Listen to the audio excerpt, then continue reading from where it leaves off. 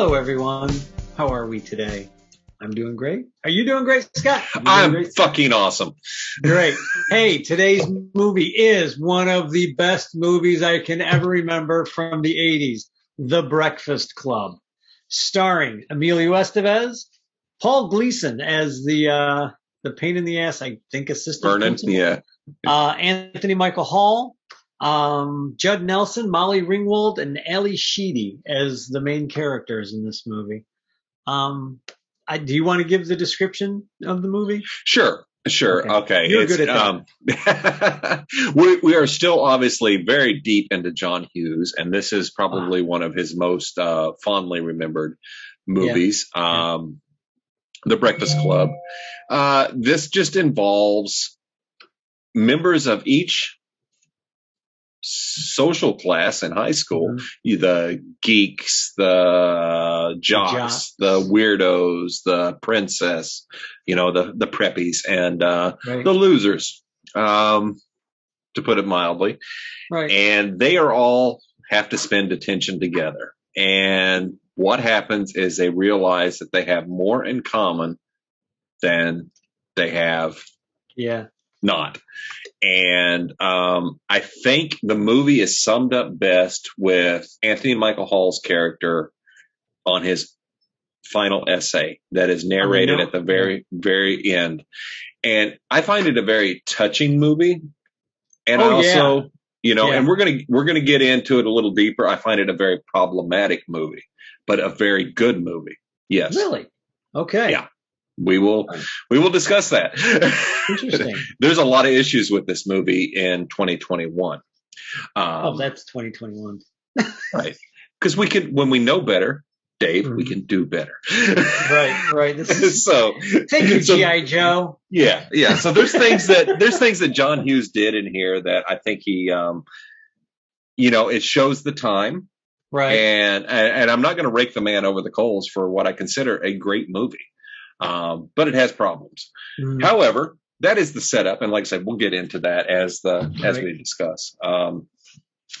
It's a neat premise. The kids get sent to detention, and instantly you have the main villain, basically, is assistant principal Vernon. Right. He's a total fucking asshole. No matter what, he plays this role really well. So the kids, the main characters, have a common foil, a common enemy right there. Yeah. However, they're too busy looking at each other now before they finally figure it all out. Right. The day progresses and they do become friends. And in the end, I think it has a somewhat happy ending. Definitely part. In the end, it has a very good. It's got a message without it's got a big really message. Pounding you over the head with it. Like too many movies would beat you over the head nowadays with this. I don't think anybody's talented enough to be this subtle and yet blatant at the same time. That's what I was going to get to. That's one of the best things about this particular movie from John Hughes.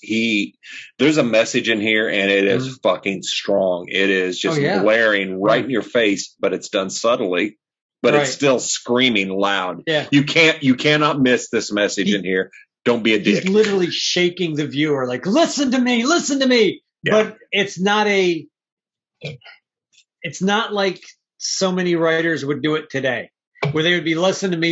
You're a loser if you don't agree. You're just trash. Insulting your intelligence.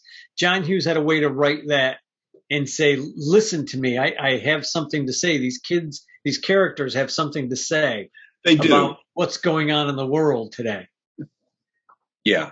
Well, let's break it down. We have Molly Ringwald, who plays Claire, who's the preppy rich girl. Shows up in a nice BMW with her dad. She's got her diamond earrings and everything. We all knew that girl at school. You have Emilio Estevez. I love Emilio Estevez as an actor. I will watch that man in anything. And he doesn't get enough work. Or if he does, I haven't seen it. I don't know what he's been doing for the last few years. He just seems to have disappeared from Hollywood. He did a string of movies, did really well, Mighty Ducks, stuff like that. But I always relate to him from Young Guns. Young Guns look good. And Billy the Kid one where was a he great with his role. brother as a garbage man. Repo Man, or no, Working Man, or something like that. Working Man. Yeah, Working Men. Working Men, yes. Yeah, before Charlie went fucking total bonkers.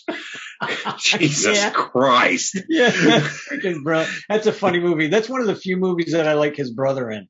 Yeah, and Charlie, I love Charlie Sheen in Major League. Major League is one of my favorite, I forgot all-time about favorite comedies. Yeah, that's a good movie too. And I've always found it interesting about Emilio that he chose to keep his name, and it keeps him separated from the Sheen family, even though he's Martin Sheen's son, Charlie Sheen's brother. Yeah, you look at him and go, young Martin Sheen. Yeah, but no, he kept his name, and I thought that was really cool because that helps set him apart, and you know who he is. You have Ali Sheedy. Plays the character of Allison, who's just weird, and I love her so much. She's got money, or she comes from some kind of money, because she pulls up in a Cadillac, but she steps out of the car and just drives away. And you're like, holy shit. And when you hear her story, you're about ready to fucking cry, man. Yeah. You're like, holy, that's one of the worst things a parent could do. Yeah. You know? Yeah, it's and that's just it. And we'll get to that here in a second. We've got Judd Nelson, who plays John Bender, the bad boy. Right. Yeah, Judd Nelson was great. Douchebag. He's great. He is really good in this. Bender's a fucking douchebag, no matter how you slice it. Even though I have sympathy and empathy for him when he tells his story, he's still a fucking douchebag. But if you look at him, if you look at that character, if let's say he skipped that particular day, had he skipped, what do they call it? Detention. Those four would never have gotten along. They would have stayed separate at their tables. They wouldn't have done anything. He is the Joker character. He is the clown. He is the prankster character that comes in and starts picking on everyone. And he starts pulling what is inside of everybody out. And I think he does it for jealous reasons. He wants to know who these people are, but he doesn't know how to talk to them. No, he doesn't. He doesn't know how to just sit down and have a conversation or say, "Hey, man, how you doing?" He's pulling shit out, and he's forcing them to look at themselves. And in the meantime, he's turned around and it's backfired because he's had to look at himself. Yeah, and he at the end doesn't like what he sees at all. No, and it's hard for him to get there, and it's like, he starts off, he gets better, kind of, but I think so. I think what you just hit on is a great point that I didn't even catch. Mm-hmm. None of this would happen without Bender. Right. They would have never even talked to each other. They'd have sat there and done their thing, but he was such a jerk that they had somebody to kind of join against. Yeah. But yeah, he's a central character. Wow. When he first sees Claire, you can see he just fell in love. Oh yeah.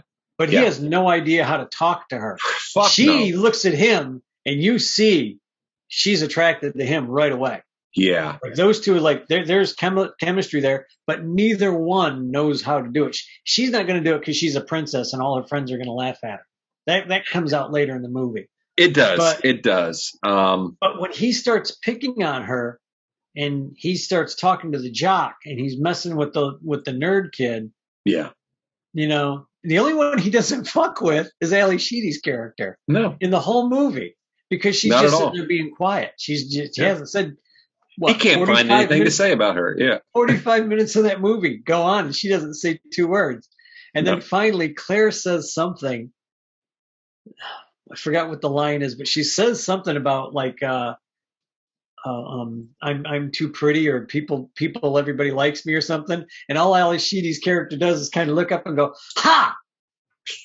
And then kind of looks back down and looks away and her hair falls back in front of her face. And Claire just turns around and looks at her and says, shut up!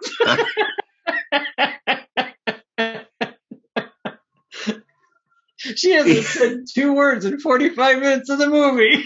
Now, speaking of that, this movie's about an hour and a half. It is predominantly dialogue, which is impressive, which is it's hard for me to watch something that doesn't have a lot of things going on to keep you stimulated.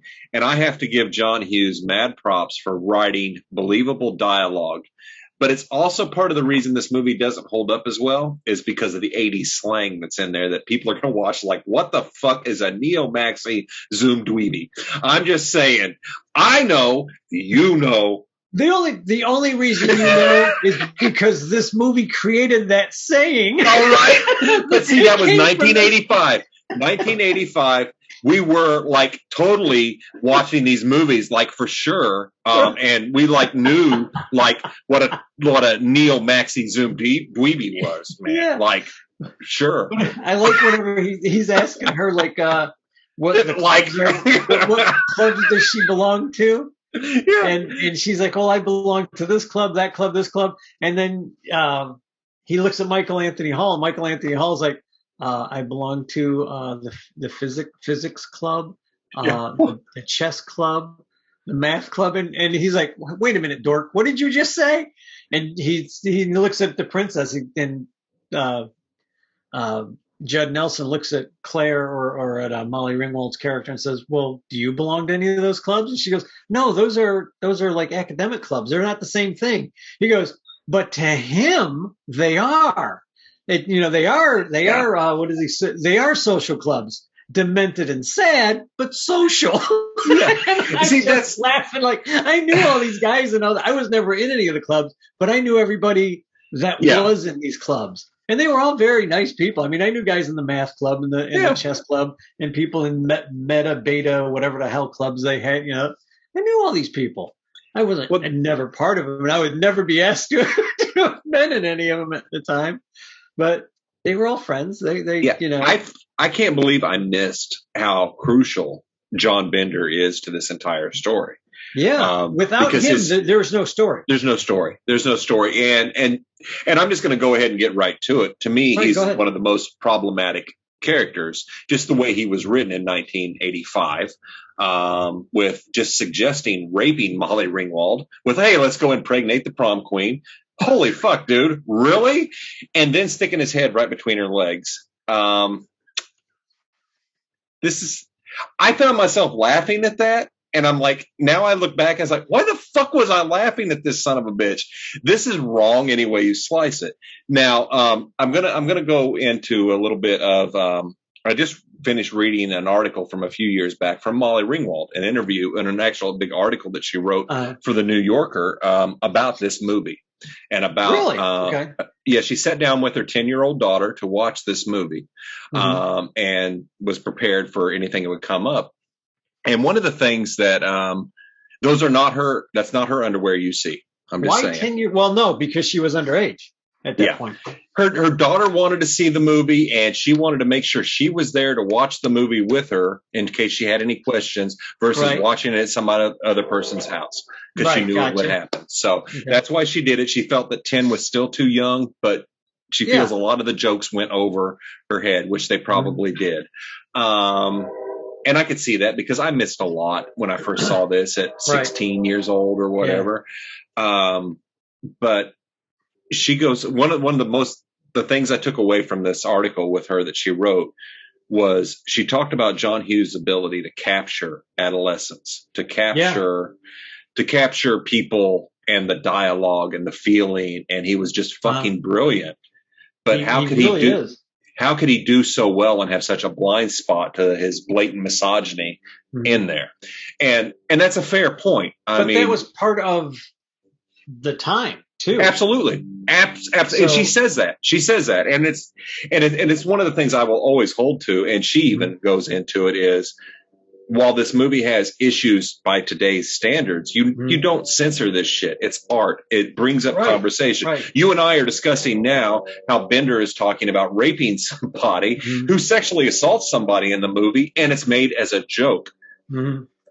I personally would not write that today in 2021, but John Hughes tended to do, and you might, and that's fine. I might write the joke with the head between the legs because it's funny.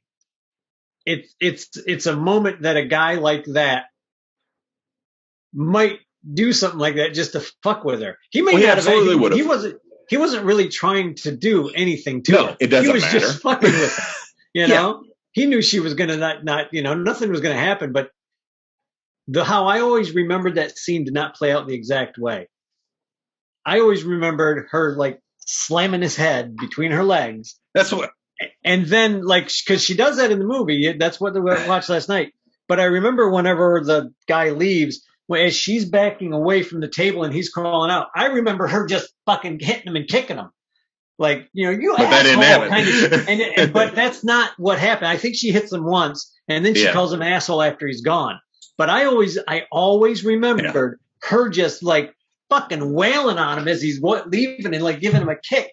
And that's how I always remembered it. So when I saw it last night, I was like, that's interesting that they didn't have her do that. Because in my head, that's how I always view it. That's how I always see her character. Right. And that, one of the problems, I don't know where I was going, but yeah, I mean, when he says, let's impregnate the prom queen. But he's got everybody against him, and he already knows he's got everybody against him in that room. Yeah. You know what I mean? Here's he knows the thing. He's doing shit just to. He's poking the bear at that point to see how far he can go. I can see that, but would you do that? I did that when I was 18. But would you do it now? I'm 56 years old. No.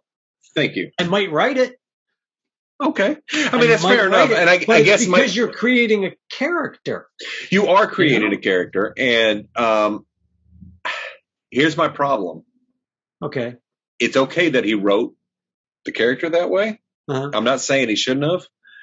I hate that Claire got with that at the end. I have. I'm sorry, go ahead. No, I have issues with that's how it ended. And that's why, believe it or not, now hear me out. This viewing of the movie made it, I enjoyed the movie even more after this latest viewing. This movie means more to me now than it ever had. I got more out of it watching it last night, even though I'm picking apart some things that I don't like. I don't like that Claire and John Bender ended up together. See, and I love that. I think that makes her a weak female. See, and I don't, and this is why I don't. I think she started out as a weak female. Sure. I think she just got weaker. And see, to me, I thought she got stronger because when she goes into the room to see him, she's doing it on her own. She's not being forced in. He's not dragging her in. She goes to see him and make sure he's okay. And she knows that he's showed a side of himself, which is much weaker and which is much more fragile than he'd ever allow anybody else to see. That is very true. She saw it, and he let his soul out to her. He did it and I know it's hard to see it whenever you watch the movie sometimes, but watching it last night, realizing what his character represented, like the clown, the jokester, when you realize that and you see him pulling all of this out of these people, almost dragging it out by sheer force of will. Yeah. He forces them to acknowledge, and they're pointing their drudgery at him. They're pointing their hatred at him. But then when they're out there, when it's laying flat on their lap, they realize they're not mad at Bender. They're mad at him because they got them to admit it. Yeah. To look at their soul. But at the same time, he wasn't ready to look at his own. No. And he did. No, he wasn't. He looked at his and he was like, and it really comes to fruition when the teacher and him are in that room together. And the teacher's bitching at him and saying something to him.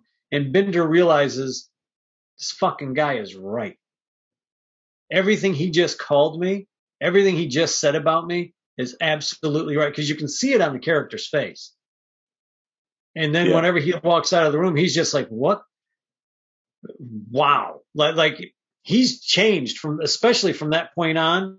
He's not the same guy that they started with. That is correct.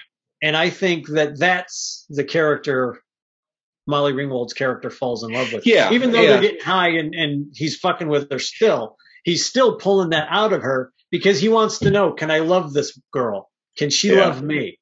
And I think by the end of the movie, they see what they're each missing in the other one, and that's why they get together. It's not because he's a big dickhead and she falls in love with a big dickhead. I mean, that's part of it. He is still kind part of it. He's a big fucking dickhead. But if he sees anybody being a dickhead to her, he's not going to like it. Yeah, I just don't. I can't go there. I can't go with the Bender Claire, but I see his importance. And the thing this movie does for me is it does take me back. I find this a very triggering movie. If somebody's gone through any type of bullshit bullying in high school or stuff, you're going to probably be triggered by this movie. Because I can relate to Anthony Michael Hall and Ali Sheedy's character. Absolutely. I understand that. I know the John Benders. I knew them. They were all a bunch of fucking talk. They acted tough. They were shitheads, and they were weak. I just thought Claire could have done better, but I understand. I understand the writing, and it's just a personal thing. I just don't. Right. No, I get it. I don't like that. I don't like that. I think he could have made it more plain that Bender wasn't the same guy that he was. I wish he would have. I wish he would have. And maybe today in 2021 he would. Maybe he wouldn't. I don't know. Right. So, it's nothing to blast this movie about. I think everybody should see it. And I'm not even going to put a warning. It's from 1985. Everything from the 80s should have a fucking warning on it. Warning, it's going to offend you. Warning, this is probably going to offend something. If you got to wear diapers because you pee your pants every time you hear a bad word or you get offended, don't watch the movie. That's a movie that we review. I'm telling you right now.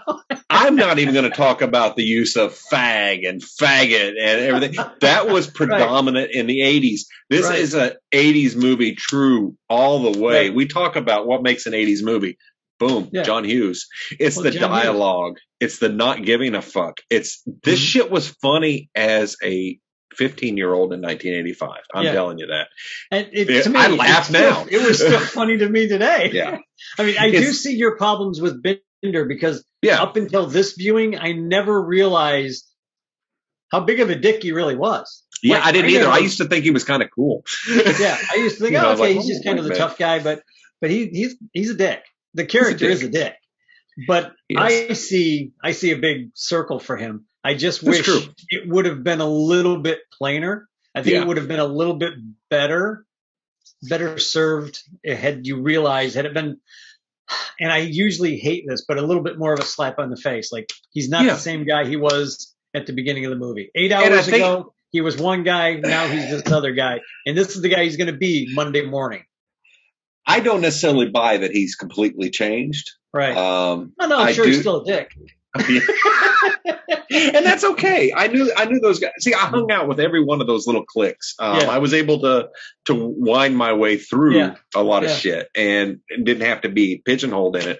I really laugh at Anthony Michael Hall's deal with the shop class. I took shop because it'd be easy. And he was going to kill himself with a fucking flare gun at school because his elephant didn't work. But it's very his story though, as he's telling it at such a young age to be such a goddamn good actor. That had a tear in my eye last night watching him tell that story. And he's talking about, and I pulled the elephant's trunk and the light, the light wouldn't go on it. And it just, I don't understand. And Bender looks at him and goes, "You're a fucking asshole." He's like, "What? Bender fucking was asshole because I can't build a thing?" No, you're a fucking asshole because you thought it would be easy. Yep. You know, it's like, yes. So you went in thinking one thing, and then somebody says, "Well, can you do geography or geometry or whatever?" And he goes, "I don't want to fucking do geography or geometry, whatever the question is." He goes, "I don't want to do that. That's the difference between us. I'm perfectly happy. Basically, I'm perfectly happy being what I am and failing or being, and this guy wanted the easy way out and he didn't know anything about the basics of life."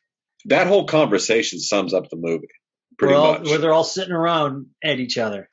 Yeah, she gets her to admit she's a virgin. Psycho! Psycho. You haven't said anything all day. When you there gave me a was. lie. Yeah. You're just mad because I got you to admit you're a virgin. Oh, God. Yeah. Yeah. So it's. That whole conversation. What happens is Bender's taken out of the class because that they go to his locker while the principal is down in the basement. They go out into the hallways, and it's funny because everybody follows him. Yeah. Everybody just goes along, and they're asking each other, well, why are we doing this? I don't know. Why are we doing this? I don't know. Well, where are we going? I don't know. They all go to Bender's locker. He breaks into his locker, and he pulls out this big bag of weed. Yeah. And everybody's like, what are you doing? What are you doing? And they start walking back down the hallway, back to their what is it, the library? They're in the library. In the library, yeah. For detention. And they come across the principal who's got his back to them. So they all stop and they all start running the opposite direction. And there's by 3 minutes of them running around the high school, trying to get back to the library before the principal does and sees that they're gone. They come to a dead end, and Bender's like, fuck, we're at a dead end.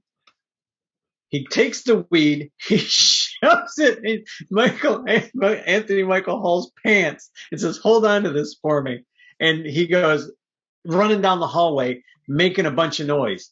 So he gets caught by the principal while the kids can go back into school. That's his moment of sacrifice.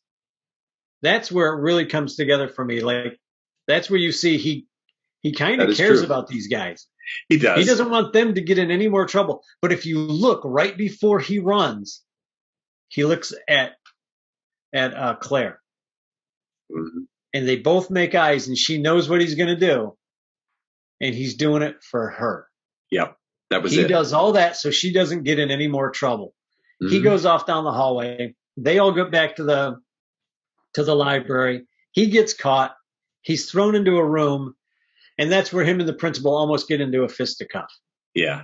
But he also at that time realizes, shit, I am everything this guy is insulting me for.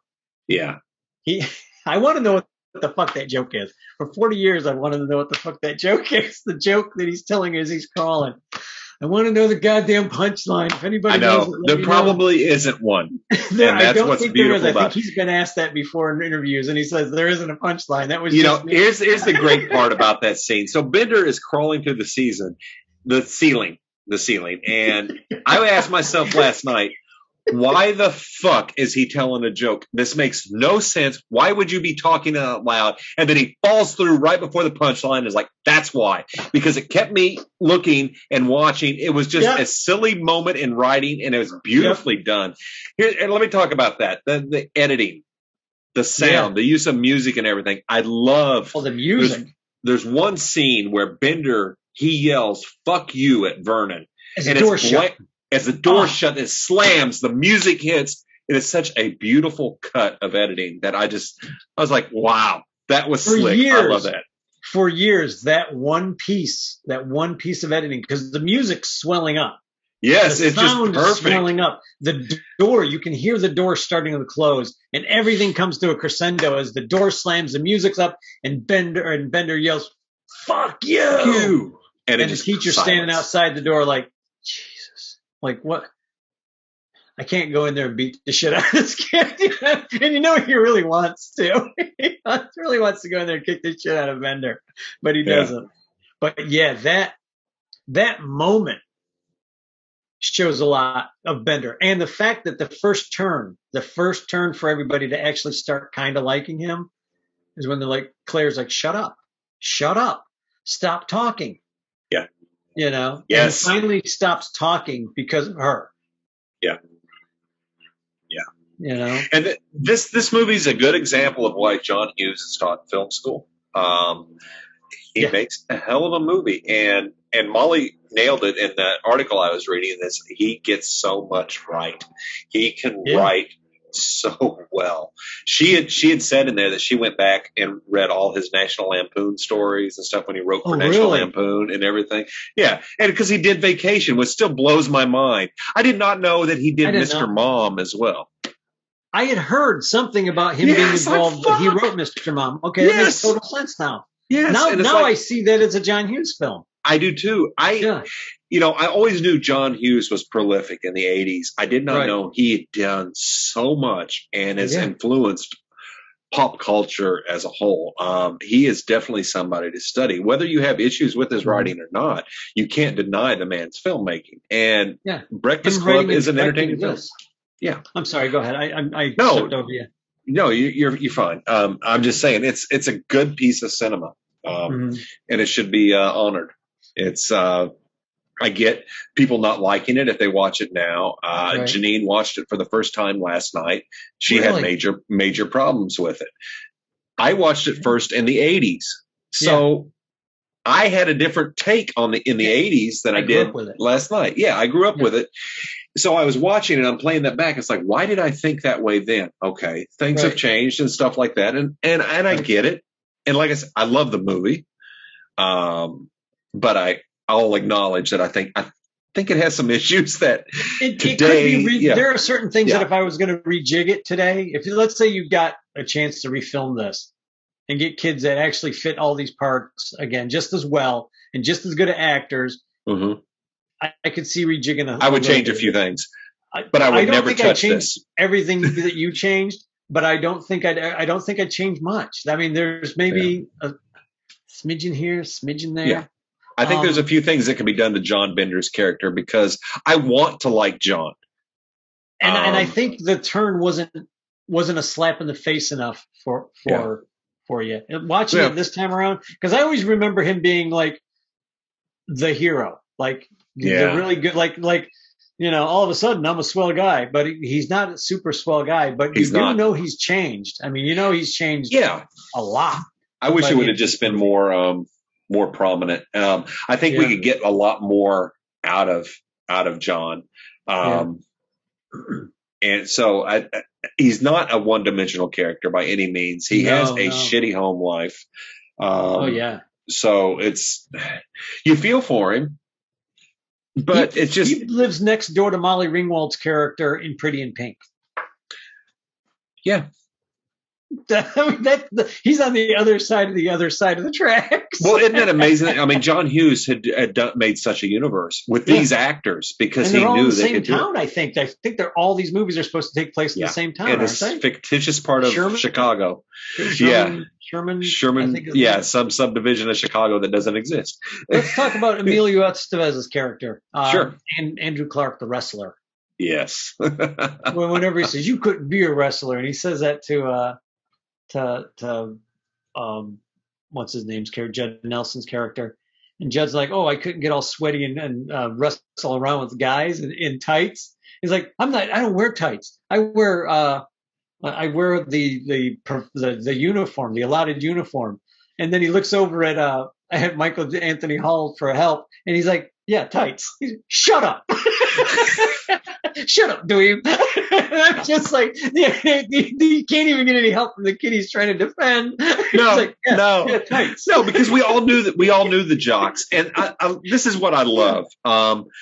For most of the characters, it seems like they all had a backstory, and we all got to see it, and we all had an opportunity to understand or relate, as I did, to some of their stories. I could take bits and pieces from damn near every one of them. It's like, that was me. That was, growing up and seeing that. And I think it's wonderfully done on that. And I find it interesting that the one thing that saves them or that brings them all together is weed. I'm just saying. That's what's funny. I'm not going to smoke that. Oh, you better not light up in here, buddy. You better. And the first one up, Claire. The latest South Park movie is the post-COVID special part 2. The one thing that healed the divide in this country between everybody fighting with each other was they mailed out a jar of weed to everybody in the U.S. and that might work. It might work. And I'm making a joke, but it's really fucking true. So, but the secret is everybody's got to light up at the same fucking time. Yeah, and then it's going to be all right. It's okay, man. I don't know why we're fighting. Yeah, exactly. But so that was him telling his story, like when they're all sitting around telling the story of why they're there. Yeah. That's killing him. That kid's got the acting chops. Even again, he was 2021 there. Yeah. Judd Nelson was about 2021. They were all young. Yeah. Ellie Sheedy was in her 20s. Molly Ringwald and Anthony Michael Hall were both like 16.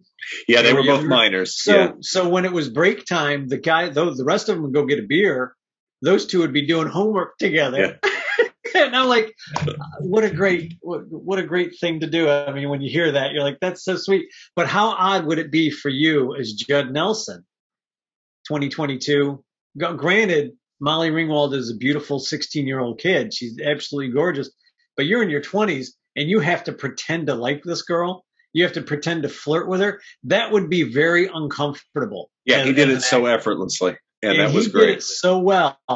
And I think, as far as I know, these guys all kind of keep in touch. That I'm sure over the years. But I mean, my God, but they were all in movies off and on together. Especially Molly and Mike. I mean, they were in several movies together. But his character of the wrestler telling the story of why he's there, that's fucking heart wrenching. You're like, oh my God, yeah. And then it's breaking his heart that kid maybe had to go home and let his parents know what happened. Yeah, I thought that was a well done piece because it throws you in and it gives him humanity to somebody who I personally was bullied by the jocks. I never had my butt cheeks taped together, but I can relate to that story. It's like, wow. I mean, there's a lot of heart here. There's a lot of heart here. So all of that being said, I will give my final impressions of Breakfast Club. It is a must-watch. If you are a fan of cinema, you have to watch this for a lot of things. The way he developed characters that interact with each other, and thanks to you, I now look at Judd Nelson's character a little bit differently as the one thing that makes it all happen. You don't have the Breakfast Club without John Bender. And it never dawned on me until last night when I started, because we watched these. We were not critics. I do not consider myself a critic. It's two friends sitting down talking about movies that we like. But I do look at these a little bit more critically than I used to, especially when I know we're going to review something. And last night is the first time it dawned on me who his character was. And I was like, oh my God, if I look at Joseph Campbell's hero's journey or some of the mythos that I've read, all the Joseph Campbell books I've read, I'm like, who are these characters? And I'm picking out the characters. Who's the most important one? The one everybody hates initially. What is he doing? He's dragging this out of them. Who does that in these Joseph Campbell stories? It's always the Joker. It's always the prankster god. It's always the monkey god. He is the monkey god. He's the guy who comes down and don't look around. There's no monkeys around you. I thought I heard one. That's a Sasquatch. A Sasquatch. That's a Sasquatch. But he's the god. He's the character that's pulling it. And it's the first time last night that I realized it. Because I looked over at Kat and I was like, oh my God, that's who this guy is. And it's mind-boggling. It's just John Hughes did that. Yeah, it is, and it really shows his talent. I mean, this man was amazing. He did a lot of great stuff, and he got it. He got it so well. We have 16 Candles coming up. I fucking love that movie so much. You talk about a politically incorrect movie. 16 Candles, folks. It absolutely is. Go watch it now. Go watch it. Weird Science. Politically I haven't seen that story. in forever, and I know I'm going to have issues with Weird Science. And I think Weird Science should be the next one because I want 16 Candles, which to me, though I love the last two that we've watched, and I do love Weird Science, 16 Candles to me, that's the penultimate. I agree. John Hughes film for me. I would agree 100%. For me as well. Me as well. You mentioned Sasquatch earlier, some Sasquatches. For our listeners out there, David and I are actually in a short film called The Skunk Ape. And that's about a Florida version of the Sasquatch, or Bigfoot, if you will. And we play our characters that we created, Donny, Jones, and Skeeter. If you are in the Gulf Coast region of Florida and Alabama, in February, Pensacon is a huge, huge fucking convention in this area. we have a short film that we are in is showing there. So if you're in, they check are going it to out. show it there. It is part of the selection. Okay, cool. So very cool. I meant to tell you that, and I realized it auto-corrected to something. You just said Pensacola, not Pensacon is what I meant. But yeah, it is in Pensacon. All I said is Dave. All I read, Scott, was Dave, you're an asshole. I didn't. Yeah, I just took it as hi. That's how I say hi. I just call people an asshole. So Weird Science next week. Weird Science next week. I'm in. Yeah, definitely. I want to reserve 16 Candles. It is one of my all-time favorite movies. Just to reiterate this movie, it may not be for everyone. If you're as old as Scott and I, you're probably going to like it. You're probably going to remember it, watch and go, oh yeah, I remember that. And look at it with a different eye. Don't look at it with the crap you've been looking at for the last 20 or 30 years. Okay. Especially for the last 8 to 10 years. Just get that out of your head. Enjoy this movie for what it was. It was all the different sects in school, the jocks, the preppies, the nerds, the stoners. It had the weirdos. It had everybody in there. And I personally was friends with all of them. Yeah. And I was all of them except the jocks. Yeah. I knew a jocks. I could hang out with jocks, but I was never on any of the teams. I was never that guy. But I could hang out with the preppies as easily as I could hang out with the stoner. In the case of living where I lived earlier in my life, I could hang out with the stoners or I could hang out with the rednecks. I was comfortable around everybody. Yeah. And I was lucky enough to be invited. If one of my friends got invited, the 12 of us or whatever many there were all going there too. So he wrote very well. John Hughes. Oh God, yeah. To say he was a good writer isn't praise enough as far as I'm concerned. This man was great prolific in his writing. You like who he wants you to like, you dislike who he wants you to dislike, and then you start liking again who he wants you to start liking, even though you started out disliking them. Yes. You know? Yes. He's a genius. It's well done. Well done. Yeah. I would put him right up there with Jane Austen, honestly. All right. And I'm a huge Jane Austen fan. I love watching all the old movies. I like reading her. And she was another one who, when she wrote a character for you to dislike by today's standards or her time period standards, you dislike that person. And when you want to feel sympathy, boom, she got that sympathy. That takes a skill. That takes a skill, and that takes knowing people. And I highly recommend this movie. Absolutely highly recommend it. I would agree 100%. There's not a movie we're watching this month that I don't recommend. No, next up is it Anthony Michael Hall, and who's the other actor? I don't remember the kid's name, but I don't know if he did anything after this. This is a very early appearance of Bill Paxton, the late great Bill Paxton. Yes. So gone way too soon. Chet. He's a Marine, or he wants to be Marine. Chet. Yeah. Chet, right? Yeah, I think so. I think it's Chet. So I don't remember. It's been a while. Yeah. But I always love seeing Bill Paxton because he really always brings it. So join us next week for Weird Science, another John Hughes film. And until then, have a good week. Have a good night, folks. Happy New Year.